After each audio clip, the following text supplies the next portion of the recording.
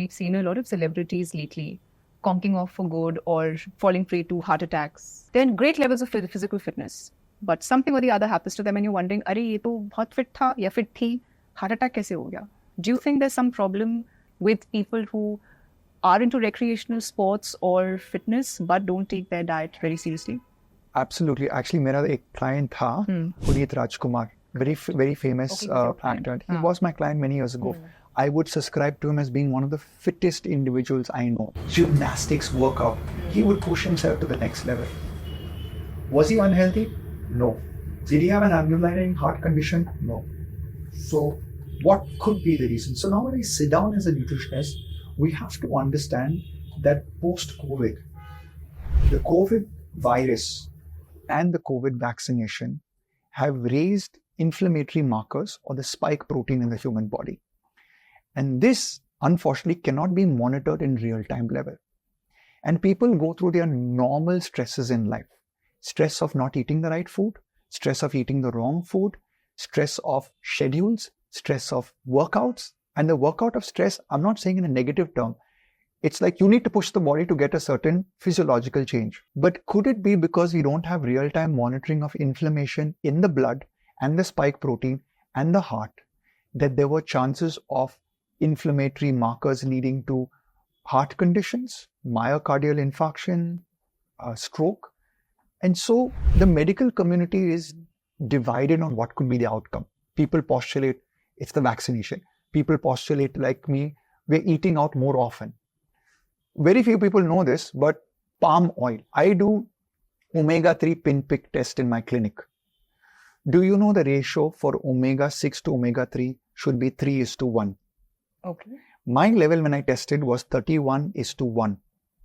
My son's level was 131:1, which means my omega inflammatory markers were really high. And when I looked at my arachidonic acid, which is an inflammatory marker because of palmitic acid, was through the roof. Why? Because I eat outside food. Now, hang on. Did you know that during the pandemic, the farmers were not able to produce enough of oil? Natural groundnut, gingerly oil, coconut oil, all our staple oils. So what did we do? We needed oil to help the poor people so the oil level wouldn't rise.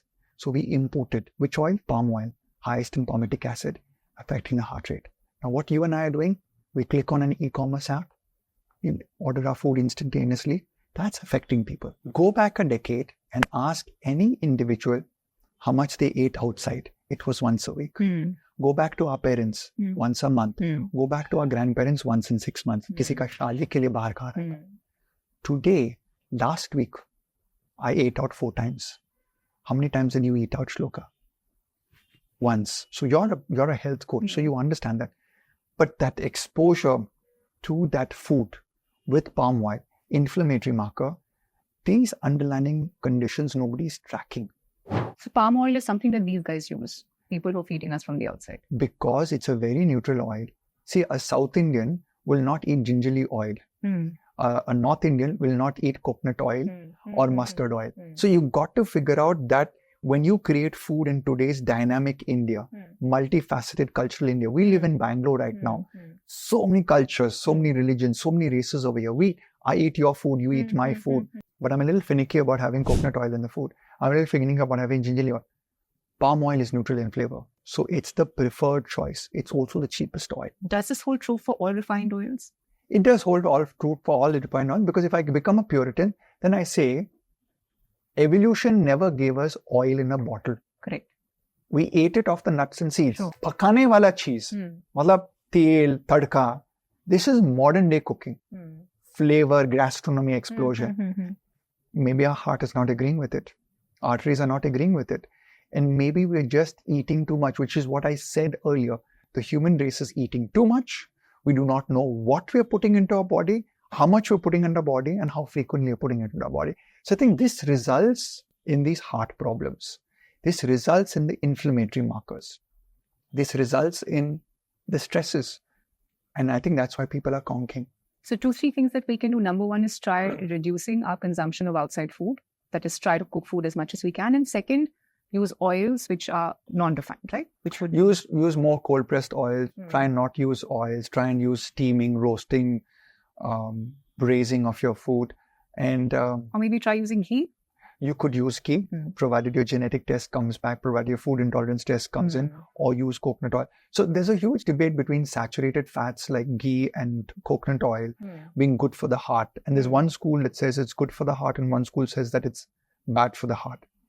I genuinely believe the oils are not the problem, but it's the sugars in our food and the stresses in our life that slap the oil or the cholesterol in our body and make it more sticky.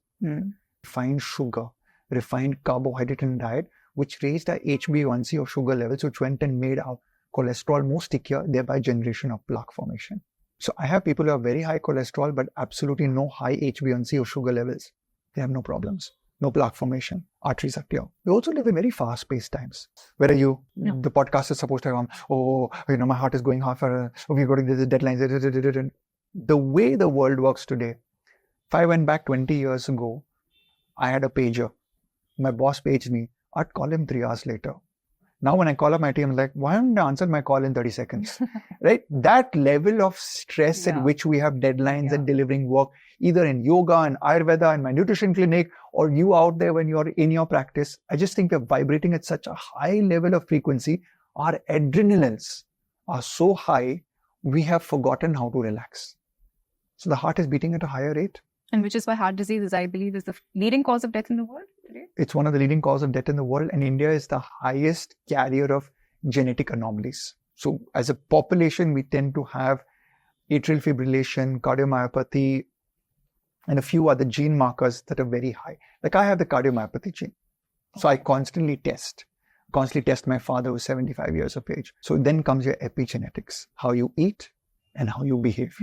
If you enjoyed watching this content, you can watch the full in-depth video on the Body to Being podcast hosted on Shlloka YouTube channel. To continue watching shorter pieces of this content, you can subscribe to Shlloka Clips on YouTube. Don't forget to like this video and follow us on Spotify. Pranam.